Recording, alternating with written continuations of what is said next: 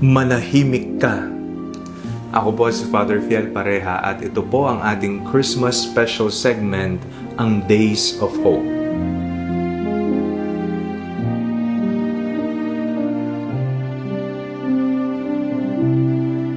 Isa sa mga bunga ng makakomersyal na Pasko ay ang ingay.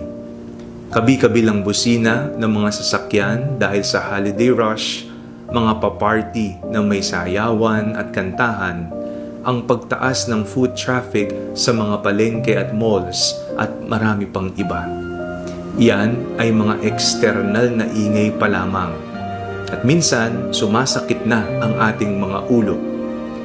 Papaano pa kaya kung ang ating pag-uusapan ay ang mga ingay sa ating mga puso, mga ingay sa kalooban?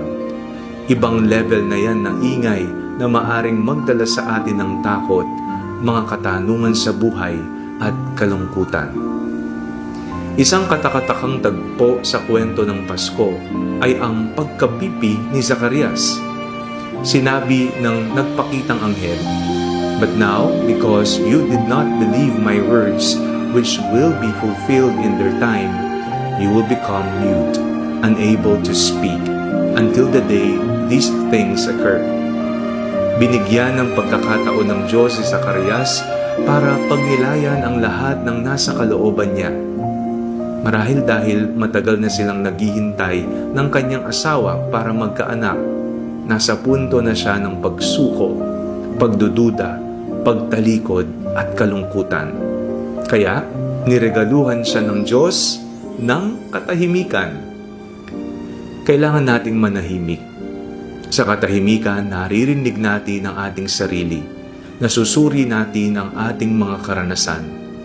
Ang pananahimik ay hindi kasayangan ng oras. Ito ay kinakailangan.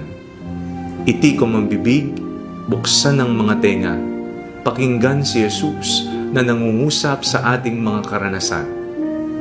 Panginoong Jesus, isinilang ka sa katahimikan ng gabi. Isilang ka nawang muli sa katahimikan ng aking puso. Amen.